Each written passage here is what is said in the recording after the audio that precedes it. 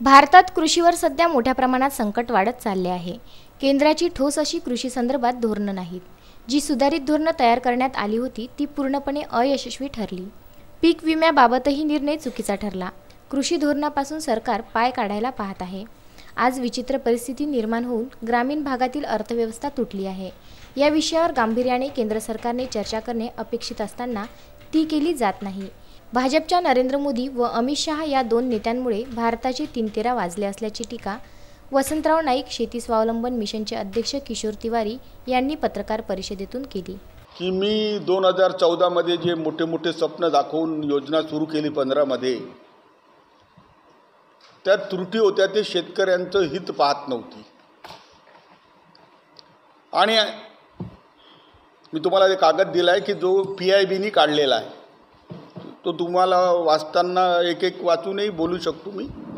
मात्र महत्त्वाचं हे आहे की पंतप्रधानांनी राष्ट्रीय पीक विमा योजना बंद करून सुरू केलेली पंतप्रधान फसल विमा योजनेमध्ये त्रुट्या आहेत असं त्याच सरकारने पहिल्यांदा कबूल केलं। पहिल्यांदा हे कबूलच करत नव्हती।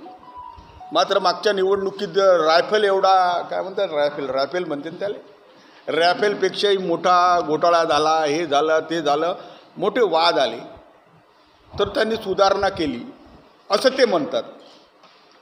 परंतु आम्ही सगळे शेतकरी नेते, शेतकऱ्यांनी काय म्हटलं होतं की पीक विमा योजना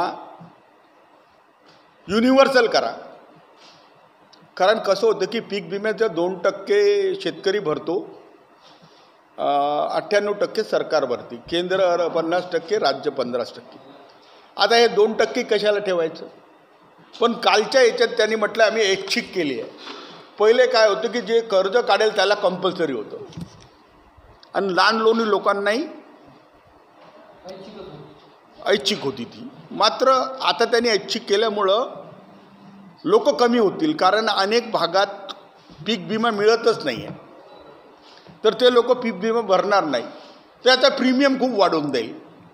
हे का माणसं कमी झाली की प्रीमियम वाढतो। सुरेंद्र बिसने, विदर्भ न्यूज, अमरावती।